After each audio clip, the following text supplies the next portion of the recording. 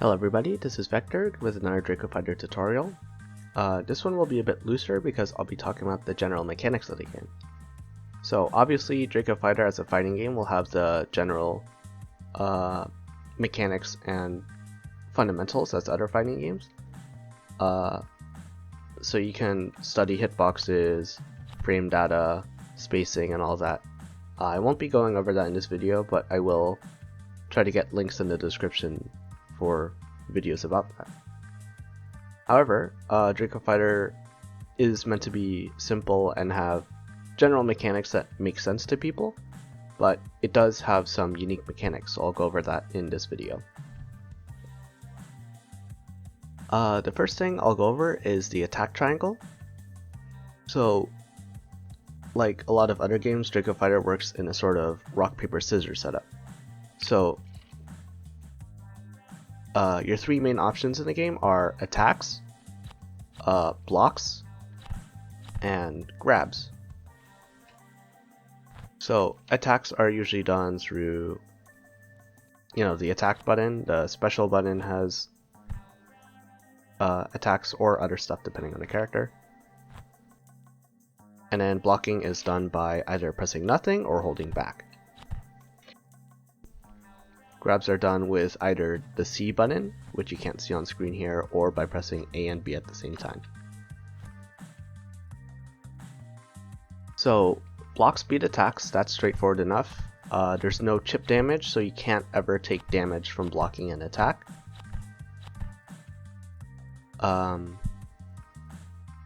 Grab speed blocks. So if the opponent is on the defensive, then you can just grab them. But the mix-up here is that if the defender decides to attack, then it'll beat out the grabs.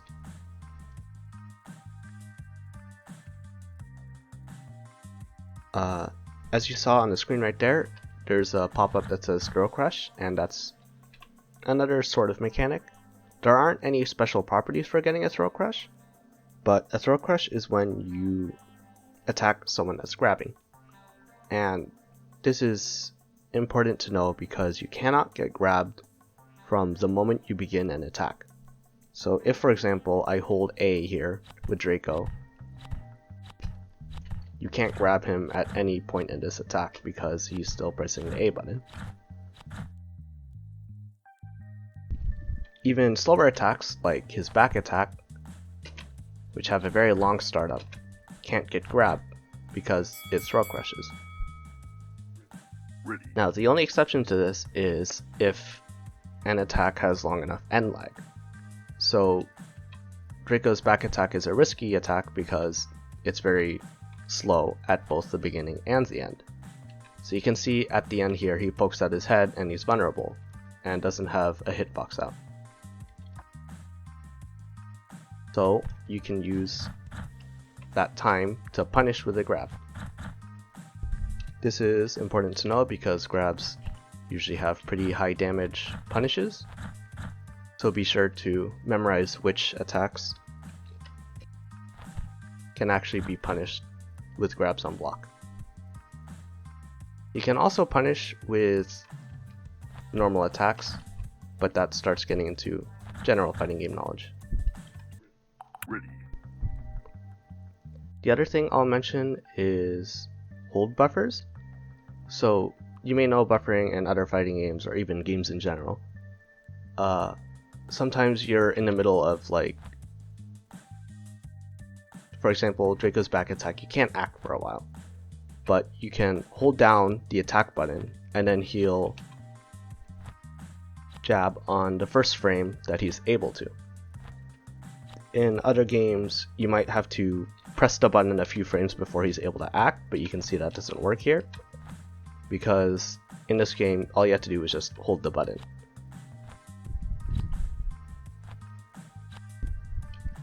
This can be really important when you're in a defensive situation and you're expecting a grab from the opponent. So you just hold down the attack button and then you'll be able to break out of it. The other very important use is in combos. So Draco has a bread and butter, which is back attack jab, and you can see that the jab has a tight window at the end. So you can see me mashing for it once BIOS has health. And it's very hard to time. So this is what I see a lot of people trying to do when they first have the game, because it's pretty natural to want to mash buttons. But in DracoFighter, all you have to do is just hold the button and you'll have it 100% accuracy every single time.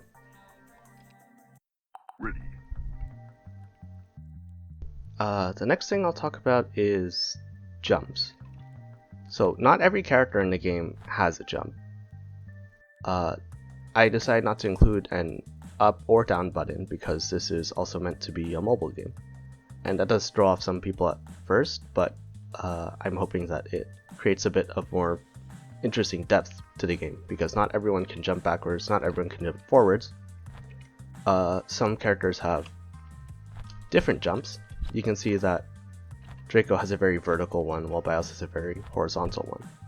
So this can give some characters strengths over others.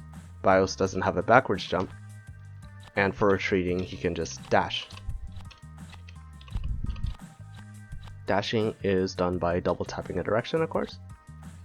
Every character can do it. All of them also goes through opponents.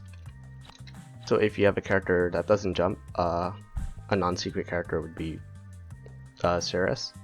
He can just dash through the opponent. But you're still totally vulnerable while doing this, so have caution when doing that. I would personally recommend doing a back grab, but it definitely depends on the situation.